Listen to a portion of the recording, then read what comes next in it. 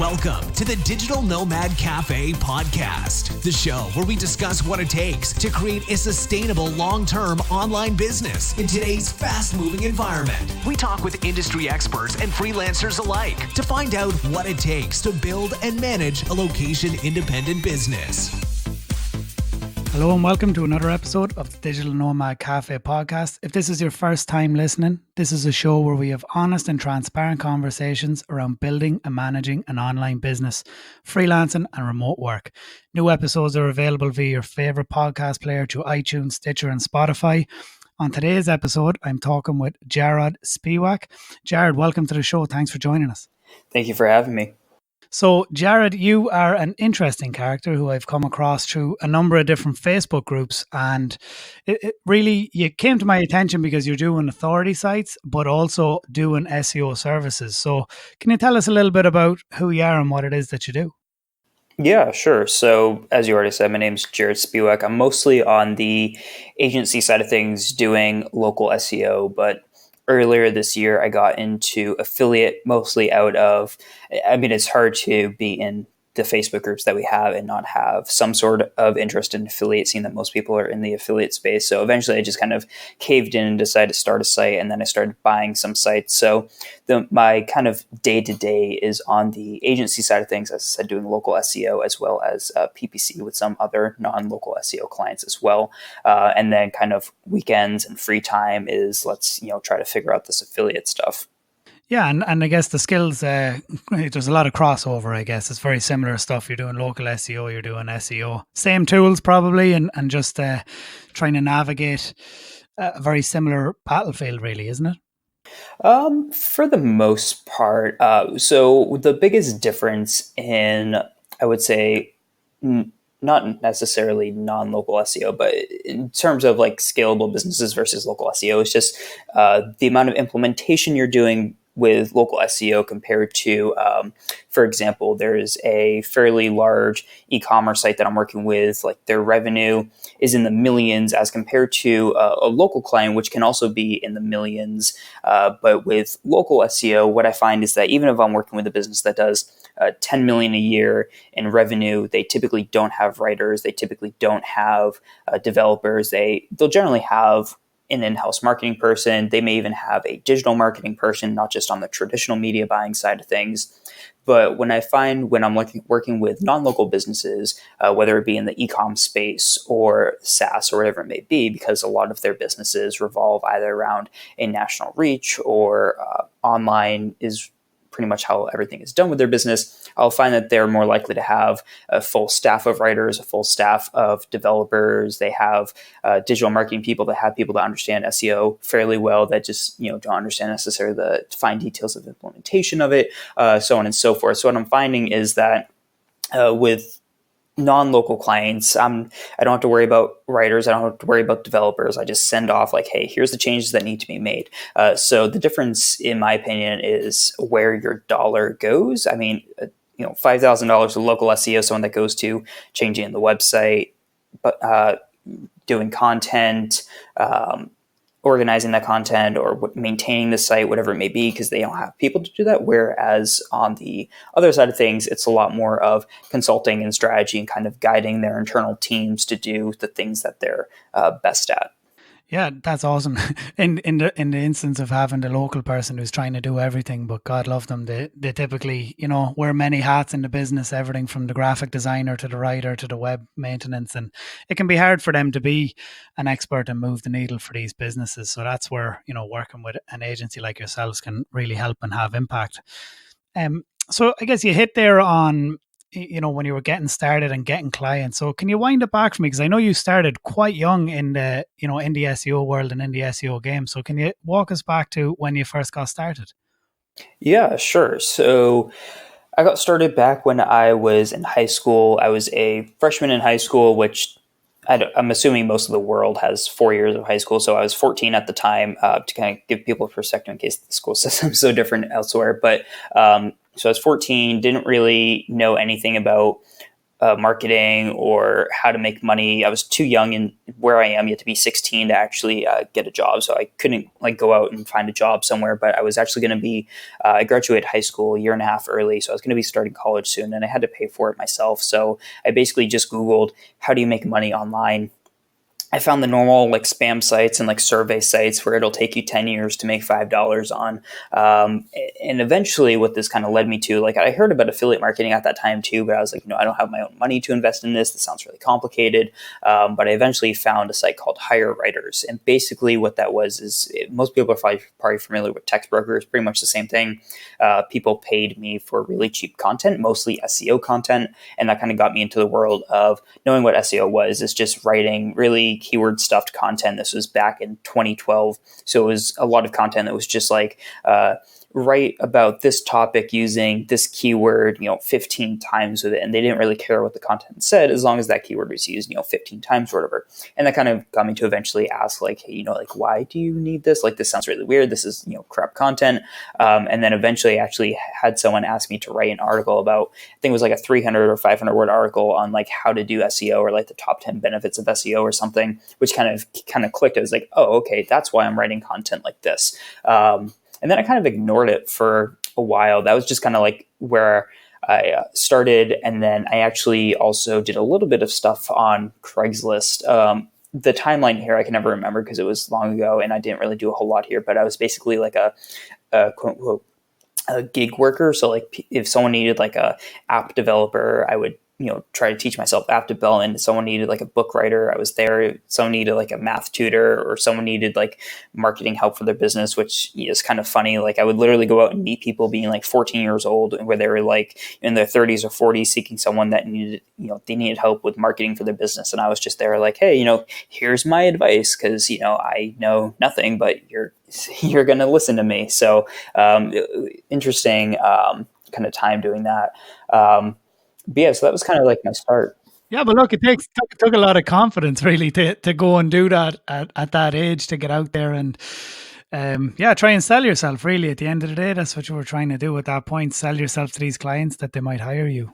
Yeah, I definitely kind of relate my my ableness because I'm a very introverted person. I relate a lot of my willingness to kind of just like jump on a call with people and not really be able to kind of do like quote unquote sales, even though I'd say it's on my weaker side of skills side of things, to being able to at one point being willing to just like go out, meet with strangers and like, kind of do whatever I needed to do, convince them that I knew what I was talking about, so on and so forth. But what's funny is that I don't know where it came from because I don't think I'd be willing now to just go on Craigslist and meet strangers if I was getting started and just do whatever. I think now I'd be a lot more worried about, like safety and all this other stuff. So I was literally just like throwing all caution to the wind. I was like, oh, this random person I've never met before said, hey, come meet me at, this location. Or even sometimes I'd meet people at their houses. So, I mean, I'm surprised I didn't get murdered.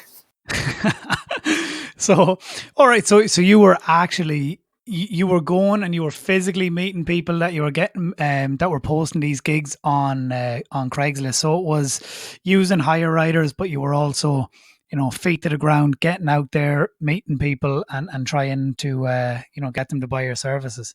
Yeah, kind of. I mean, nothing big ever came from it. Anyone that's kind of worked on Upwork is going to know that the quality of a lot of stuff that is there is pretty crap. But what it gave me was a large amount of experience doing a bunch of different things, whether it was kind of sales experience by just kind of talking to people, whether it was development experience. So that's something that's a hobby of mine is development. So at the time I was learning a little bit about app development through Xcode, which is the program you'd use to create apps for iTunes or the Apple Store, or whatever it's called.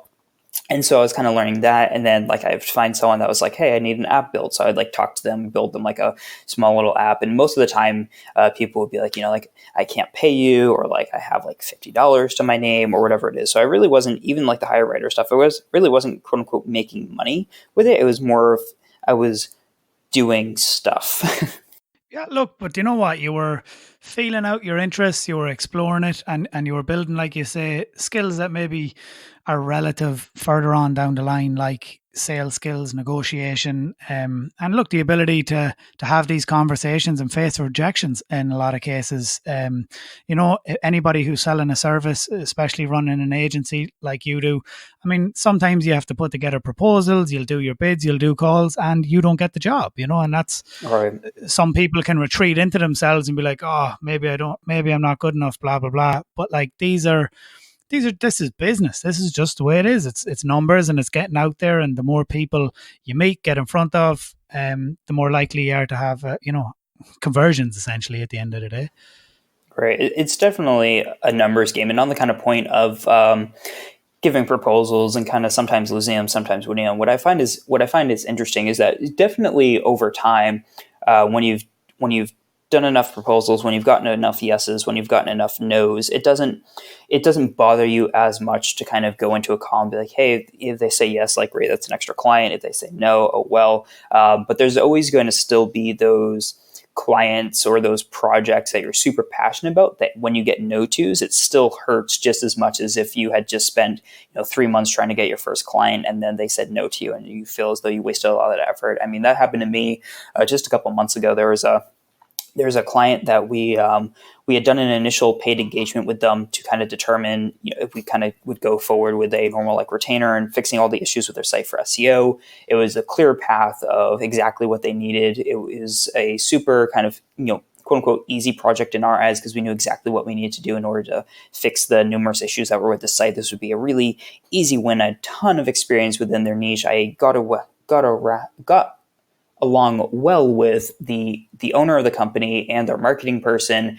We go into the call and it just didn't work out. I heard back from him a couple weeks later, tried working it out again. It didn't work out again. And that was, so even, I've been, quote unquote pitching, in some sort of way, in some sort of capacity for like 7 years. But that, it's still hurt. And it's still like one of those things where like every once in a while it'll be like, oh man, what could I have done better? And it's still like something that you'll beat yourself up again. So I think like the emotional side of things, it's still a numbers game, but you're never completely distant from the emotion side of things. And I think if you are, then that's a problem in and of itself. Yeah, well, I mean, we're all humans at the end of the day, driven by our biochemistry. So it's in a lot of ways, you're going to feel, a wave of emotions, like you're saying. But in a situation like that, I mean, you played all your cards, what you felt was right, and it just didn't work out. But look, it's not to say it won't in the future. Maybe the person who they go with doesn't work out, and they'll come running back. Yeah, maybe.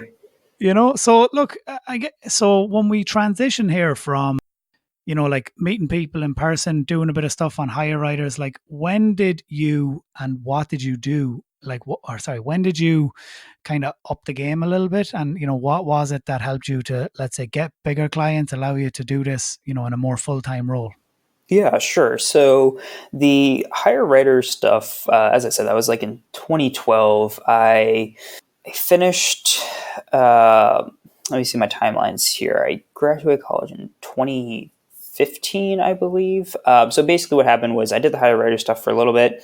Then I ended up getting, at the same time, I had some like local jobs. Like I worked in a restaurant for a little bit while also doing stuff on the side. I worked as a dishwasher for a retirement home on the side as well. And then eventually kind of got into college and I was applying for various marketing types of jobs because I have a degree in marketing. That's what I was going to school for. So I was like, hey, people may be willing to hire me if I'm going to school for this. So I actually managed to get a corporate marketing job for a real estate company. It's a local company that's very well known. They own a lot of commercial and residential businesses. It's not like the buildings that they buy is like they do like $4.5-5 million deals to buy a building to turn that into like 400 different apartments. So like I was on the residential marketing side of things, just doing a little bit of online stuff for them just to try to get listings kind of filled. So I was doing that for a little bit. I kind of put all that digital and SEO stuff aside for a while. Didn't really think about it too much because I was like, I have a corporate job. Like this is what success is. And then I was there for, I think 6 months when I was like, I hate this. And I was there for another about 6 to 8 months, just kind of figure out what I wanted to do, whether it would be to try to move up within the company, which the company itself I didn't really like. There was a lot of kind of misleading. There was a lot of kind of office politics. And I was like, what do I want to do? I started working on Upwork again, probably around that 6-month part when I was like, hey, I don't really want to do this anymore. I started working on Upwork. Originally, I had found Upwork, but I'd never gotten jobs on it. So I went back to my profile, took it a little bit more serious. I Google things like how to write a good Upwork profile or how to write a good Upwork proposal to try to edit that around. I put myself at $10 an hour. Nobody hired me. So I dropped my hourly rate down to $5 an hour. And I started working a little bit for $5 an hour. What I always think is funny is a lot of people will say their VAs, a lot of people hire their VAs from the Philippines. My first job was actually working for someone from the Philippines. So I was working on one of their sites, and I was working quite a turn of events. Yeah. So I was working on one of their sites for $5 an hour. Then I worked for a contractor for about $5.50 an hour or something like that. And I did a couple of jobs. I think I did 2 or 3 projects for each of those 2 people. And then eventually I just increased my hourly rate a little bit on Upwork. And then I was working for $10 an hour for a little bit, and then I just increased it as I gain another client, as most people do. And eventually I was still kind of hey, this is a side thing just to make a little bit of extra money while I kind of figure out what I'm actually going to do.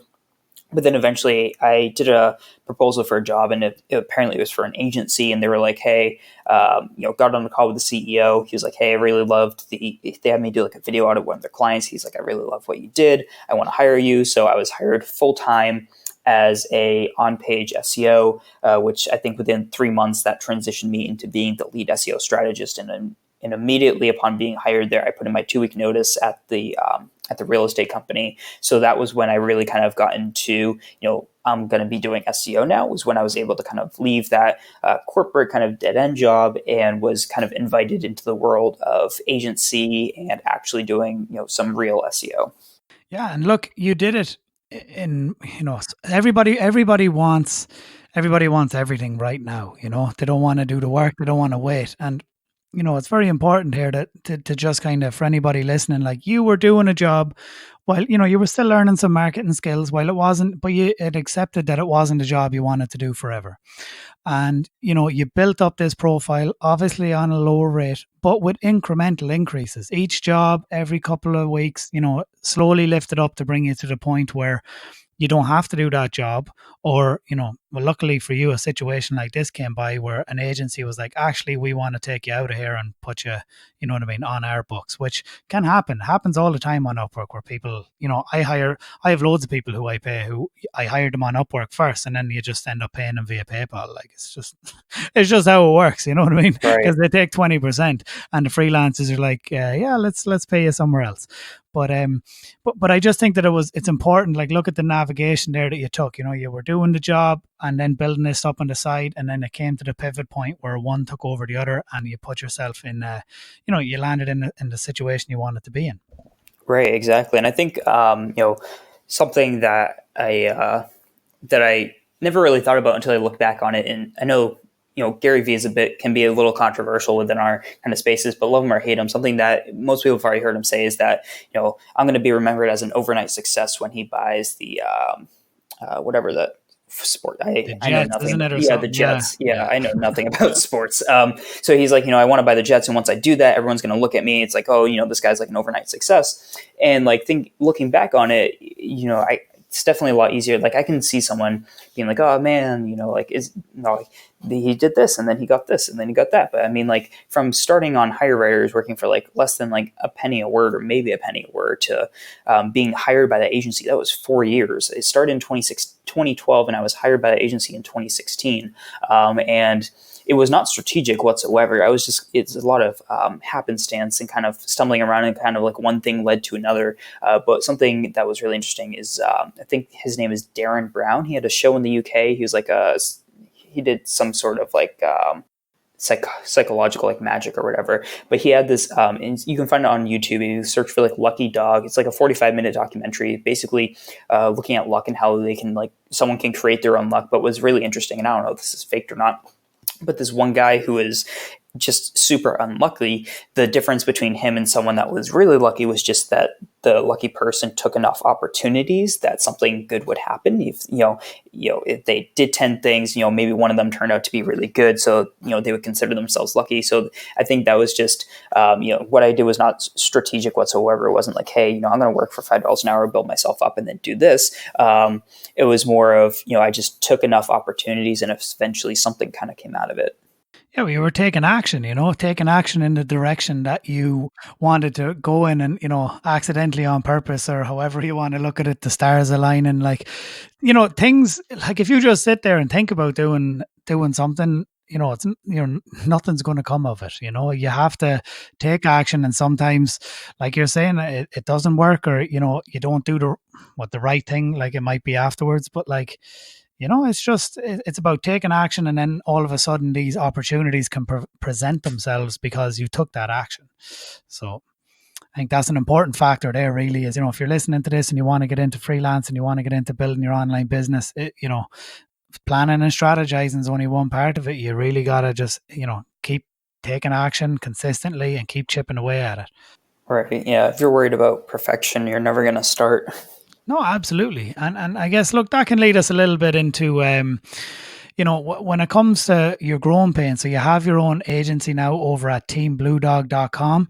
And you seem to be doing really well with your local SEO clients, and you're doing SEO and PPC.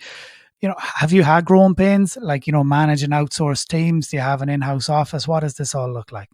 Yeah, sure. So some historical kind of pains have been, one is kind of transitioning from the freelancer mindset to the agency mindset, which on the freelancer side of things is mostly like, I have a certain amount of clients. I know everything about their site like the back of my hand. I customize every single little aspect to each individual client, because if I have 5 clients, if each client is paying me, let's say, $2,000 a month, that's $10,000 a month as a freelancer. You don't have a ton of expenses. And so like you can be making a very solid income for yourself with only a few clients, where the very different side of things is that, okay, well, now on the agency, you have to worry about creating content, marketing, a lot more sales calls, and how to balance all that with profitability and margins and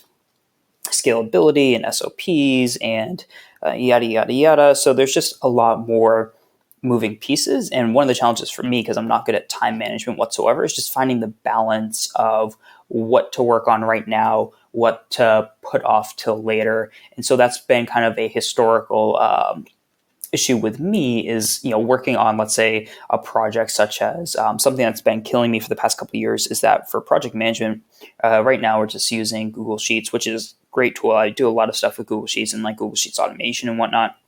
So it's working okay. And I tried to move over to a project management system. So it was like a week of like research and, trying to figure out how this would work, whether it would work, start to move over to that, figure out, hey, this isn't actually going to work, so tried to move over to a different system, trying to figure that out. I was like, hey, this isn't going to work either. And so now we're just back to kind of doing exactly what we were doing before, which is like, okay, great, we're staying where we are. So like wasted time is a big killer for me. Aside from that, where to put money as well, because when I was freelancing, I would just kind of pay for whatever, because expenses were minimum. It was just me that I had to worry about. I didn't have to worry about, hey, we need to, keep the bank account growing to this amount of money. And then once we're at this financial goal, then we'll put out a job ad for this person, or we'll start integrating this, or whatever it may be. It was more of like, okay, great, I'm making this amount per month. Oh, there's a conference, great, I'll go to that. There's a tool, great, I'll buy that. There's this, there's that, just kind of whatever. So like the way that you manage money is also very different. When I was still freelancing, a big mistake that I made was actually getting an office space. I had just landed like 2 or 3 new clients, super happy with myself. I was still working for the agency at this time. Basically, in between working with the agency and kind of doing my own thing, I started taking on more clients and kind of like phase them out over time. So as I was taking on more clients, I was like, great, let me get an office space locally to me. Got a nice big space, used it heavily for the first year. I was on a 3-year lease, actually still am in the lease. Second year is kind of on and off again, being there. This final year that I've been there, I've been there like maybe 3 or 4 times, which is mostly like moving stuff out of there. So that's been a massive kind of waste of like all expenses included with that is like 15 grand a year. So kind of looking back on that and being like, oh man, like that was, because to me, what I was looking at, what's the kind of quote unquote definition of success? It was like, oh man, like you have a in-house team, you have an office space, you have this, you have that. So I was like, great, yeah, I'm going to get an office space. And it was just a massive waste of money. I'd be perfectly fine working from home, which is what I do now. We moved into our new apartment in February of this year. So like now I have an entire room just dedicated to office, which I didn't have beforehand. So it's like, I don't need the office space. Like even if I were to, 10x, revenue and profit or whatever, I still wouldn't need an office space. So making sure that I'm not spending things on, dumb stuff or stuff that isn't needed, and trying to keep it a lot more minimalistic in a lot of ways is something that I'm also trying to work on. I know I'm kind of just rambling here, but I'm just trying to, I guess I'll leave that open to you. No, look, it's all good. But look, you went through this process. You went through the process. It's what you thought was the right thing to do at that time. Like you're saying, maybe you're going to have an office space. You were going to bring some things in-house. I mean, there's plenty of people who I know and we know in the online world who do exactly that. And that's what helps them grow. And then there's other people who don't. So, I mean, you've gone through the process and realized that it's not the right thing for you and your business. You don't need to do it. And, like you're saying, now you have a new apartment, you can put that money, once your lease ends, into having, maybe you can pay more rent because you're going to dedicate a whole room to be in your home office, and working mostly with remote staff. But I mean, at the time when you took that lease, perhaps you thought, I'm definitely going to hire local people. And now you realize, no, I'm going to hire freelancers who are on the other side of the world in like Ireland or in the Philippines or wherever. And they are going to help me grow the business, not somebody from down the road. Right. I think a lot of the issue for me was just, which is still an issue, was not having a clear vision, which is something that I've never really had. I'm a very kind of go with the flow type of person. So I've never really, I never started off with like, I'm going to do this. I'm going to go to, here's point A, here's point B. It was just kind of, okay, this is what I'm doing today. This is what feels good today. So like for me, like I still want an in-house team. To me, that is ideal, is having the majority of people be in-house. But it's a matter of, is that step 1 or is that step 35? So what I've noticed, what I've kind of concluded over time was that, okay, let's take it back. Let's focus on, building out the people that, doing stuff that I don't need to do. Like, there are plenty of online writing services. There are plenty of writing freelancers. I don't need an in-house writing person. I don't need a full-time writing person. I can send it off to other people. Let me get, steps 1 through 15 sorted out. And then let me worry about actually hiring someone locally, and like, this is what I want to do with the local based people and whatever, and so on and so forth. So just kind of having that better idea of, what are the next 5 steps versus what are the next, what's within the next 25 steps, because kind of doing stuff that, might not make sense for the next 1 to 2 years today can really cause a lot of growing pains, if you will. Absolutely. And so what has helped you to grow the business? Now that you're off, I imagine, platforms like Upwork, like what is the key thing that helps you to grow the business right now? So surprisingly, Upwork is still something that I'm on. It's still probably the number 1 driver of clients. It's definitely the number 1 driver of clients. So sorry, that was a wild assumption by me. No, it's fine. I mean, most people assume that, which is good because it keeps competition for me down. Is that most people think that Upwork is not a very good place for clients, but I mean, like at the end of the day, I mean, there are 5-figure a month clients to be found through there, and I found enough work that what I've been able to do is worry a lot less about other channels for now. I've actually lowered the amount of acquisition work that we've been doing because of how well Upwork has been, so that I can focus on what I felt as though I haven't had a lot of time to focus on, which was improving kind of our processes and systems in terms of how we do things, and kind of more defining, what's needed, where are the redundancies in the work that we're doing, where are things that I've had, where what are things that I felt as though we should be looking at or paying attention to that I wrote down, like a year ago that I'm just now getting to. And so what I'm actively working on right now is with the process that we do, which is called Blueprint, which I gave a talk on in Chiang Mai last year, which is kind of like an initial engagement we do with clients to kind of create a strategy for them, is kind of remove some of the redundancies within that, speed it up. It used to take 3 to 4 weeks, and now it's been about 2 weeks, and I'm trying to get it back. I'm trying to get it down to being just to take 1 week and do that, kind of integrating different APIs and softwares and automations and removing redundancies and kind of simplifying and making the process prettier and more kind of easier for clients to consume and all that kind of stuff. So right now my focus is on improving what the business does, while kind of Upwork is just kind of automatically generating kind of leads and phone calls or whatever, so that I can spend 80% of my time improving what we do, 20% of my time trying to get new clients. And then once I feel a lot more confident in what we're doing and I feel as though it's where I want it to be, then I can be like, okay, great, let's turn on the other marketing stuff that was working beforehand, which was things like cold emailing was a lot of what I was doing. And then there's various other things I've never dived into in terms of trying to generate clients, like Facebook ads and webinars and stuff that I want to get into, but I want to feel a lot more confident about kind of what we're doing first. Oh, that's completely understandable. You want to set yourself up to scale. If you set yourself up on a rocky foundation, you can take on a bunch of clients and then it could all go pear-shaped pretty quick. And, you don't want that. Nobody wants that, so. Exactly. Cool. So look, with regards to courses and mentorship and things like that, have you ever, paid for some mentorship, or is there any courses that you've done that you think has helped you with regards to growing the agency side of things? Sure. So I've taken a lot of courses. I would say a lot of them, I wouldn't say like there was a course that I felt as though A to Z really helped me, just because I tend to be very independent and kind of figure it out myself. So I do a lot of my own research. I'll listen to a lot of podcasts. I'll read a lot of books. I'll read a lot of articles and whatnot. So there's a lot of stuff that I just gained through my own kind of curiosity and research. But then I've been able to refine certain things through courses. And to me, historically, what I've done is that if I felt as though I would learn at least one thing from a course, I would buy that course. Not necessarily the best mentality for everybody. But for example, one thing that really helped me in terms of closing was Daryll Rosser had his, I don't know what he's doing with this right now, but his agency immersion program, which was being heavily promoted in like 2017, 2016. And I got into that. And what really helped me with that one was what I was doing beforehand was just sending proposals across.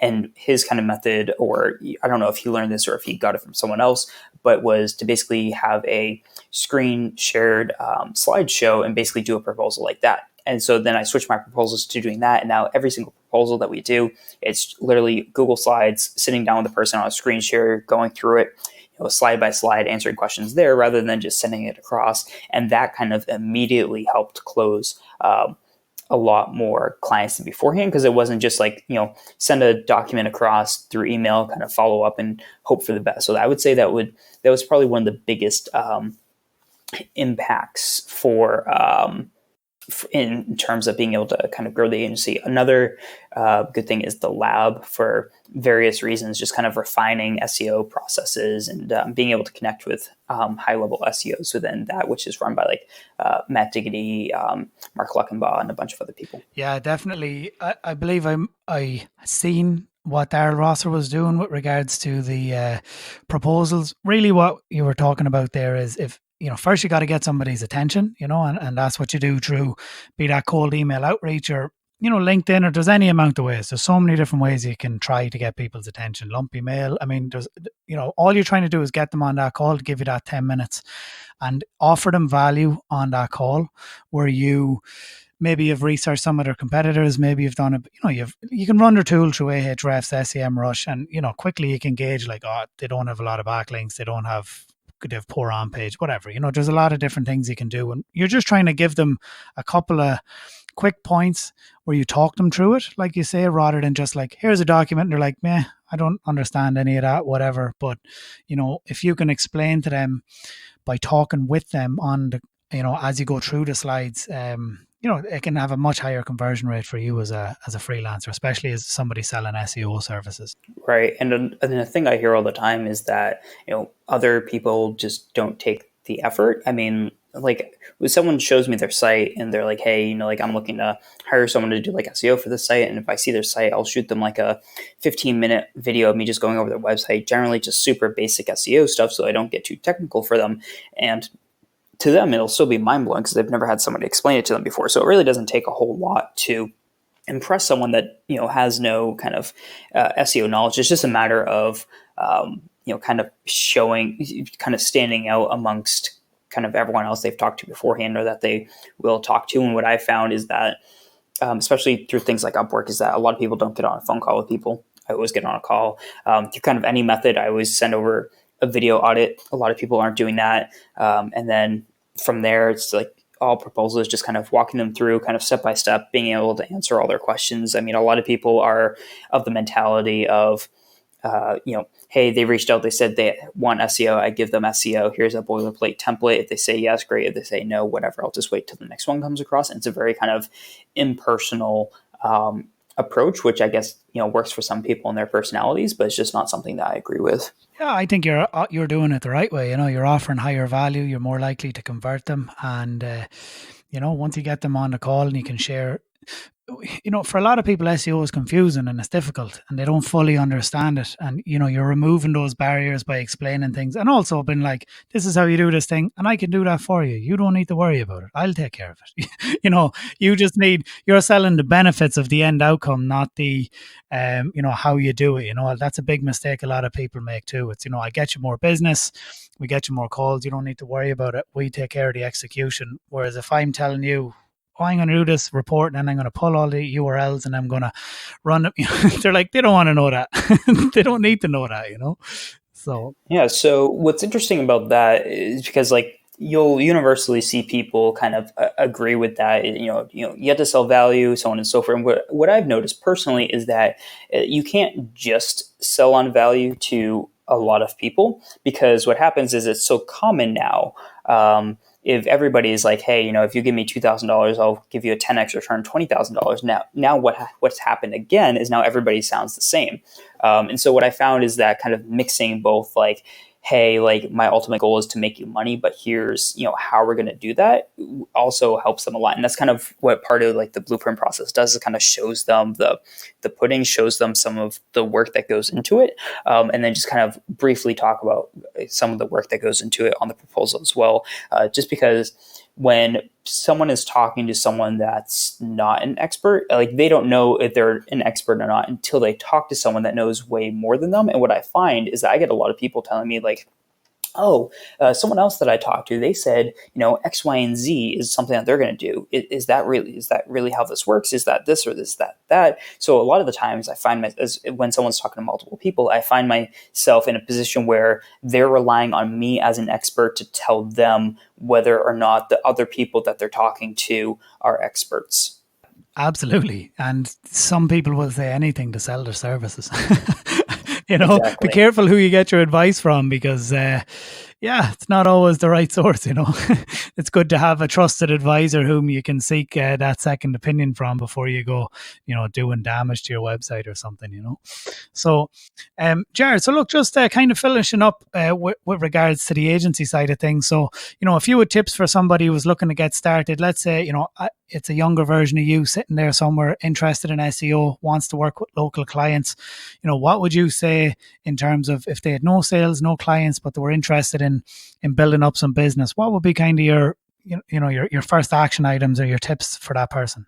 Sure. So first and foremost, I would say go slow. So if there's two types of people that I generally run into, either the kind of A-type personality salespeople or the more technical SEO types of people. And if you're on the technical SEO side of things, like I am, I would say, start slow, learn everything and anything you can, just absorb knowledge, ideally work for an agency where you're able to actually learn SEO, because your personality is going to be the person that's very involved in the implementation, maybe not forever, but very much so at the start, very much so after you have, 1 to 5, 10 employees, you're still going to have probably a large hand in that, from my own experience and from the experience of other people that have very successful businesses that are of the same personality. So if you're in that type of kind of personality trait, I would say, start slow, learn a lot, ideally work for an agency, because you're going to be able to rely on, kind of a, income coming into you without having to worry about sales or all this other kind of stuff. You're going to be able to learn from other SEOs and kind of improve your knowledge. You're going to be able to test things for a large number of sites without having to worry about, being able to find those people's sites in the first place. Freelancing as well, pretty much same thing if you didn't want to work for an agency or kind of turn one into the other, kind of like I did. But basically just kind of focus on honing your skills and then kind of move into an agency if that's what you want to do. I think a big mistake people make is that everybody feels as though they need to have an agency in order to be happy or reach their goals. But more often than not, when I talk to people and they say, my ultimate goal is to do X, Y, and Z, I find that, you're going to, you and one other person or you by yourself are going to be able to achieve that much more efficiently and much faster than if you were to go through the pain of, starting an agency. So I would say start small and grow if you need to, and when you know that that's what you want to do. Solid advice, man. And like, you're learning on the job. It's true skill sets. Like, you can go out there and start your own site or something like that. Maybe you're going to do a blog, maybe you start an authority website, which is kind of a different topic for us to dig into. But ultimately what you're saying there is, learn skills on the job while getting paid, and then from there decide if you're going to branch out and start up your own agency or offer your own services on the side while working at an agency or in a marketing job like you did yourself. And once you build those profiles up to a point where you can command a good fee for your services, then you can decide which do I want to do. Right, exactly. Because you're just going to shoot yourself in the foot if you're trying to learn how to market yourself, how to acquire clients, how to sell clients, how to do SEO from the ground up all at once. It's going to be way more than one person can ever do. Yeah, sales in itself is a really hard part.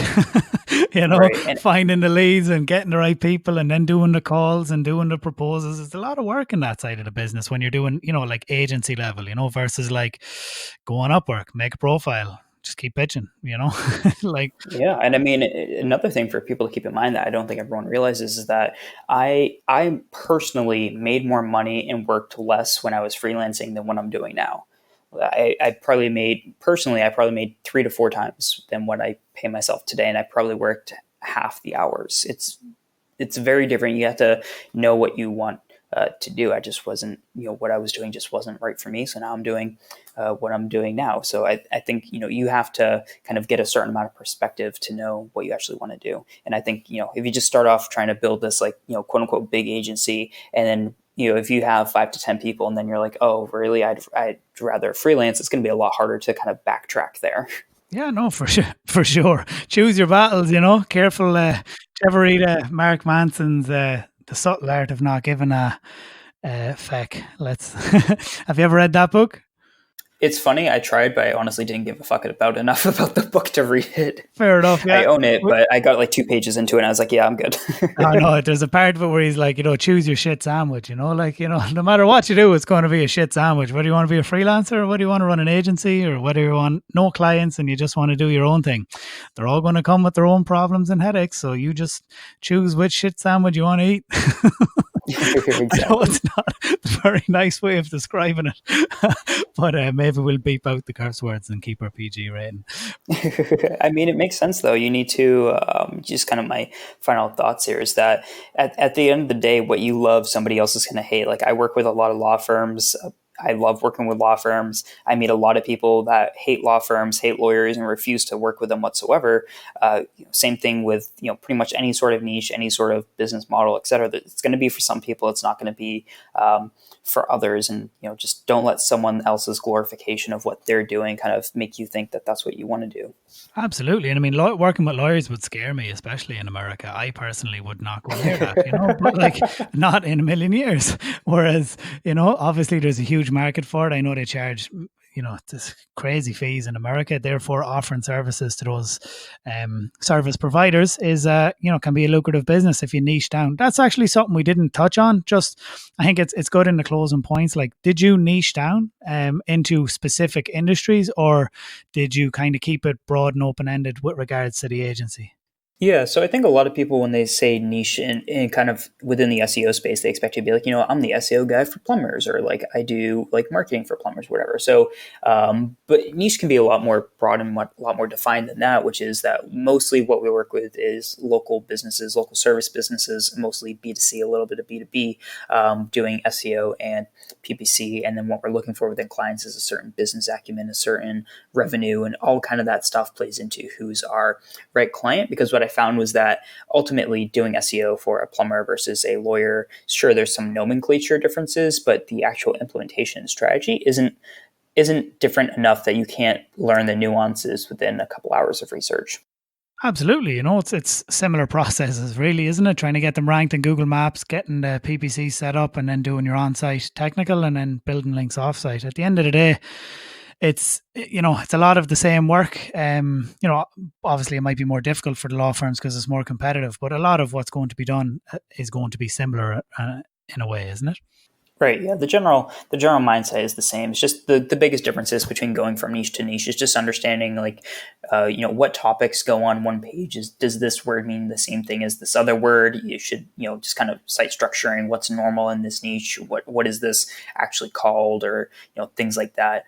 But I mean, like I said, it's just a little bit of research just kind of will get you from one niche to another, and kind of where we decide to work with certain clients depends on either experience with that niche or, if we can understand it. So for example, I don't touch real estate anymore because I don't like how the market works. I generally don't like the knowledge, the business acumen of realtors when I'm working with them, and their sites have a lot of issues, especially when you consider MLS or listing systems, which can tons of duplicate pages and the various CMSs that they use. So something like that, we don't really touch, even though that would be within you could consider that a service business, quote unquote, or local SEO, but that's not something we do because that's just not where I like to be. So it's not as defined as a niche as you can say within 2 seconds, but it is there.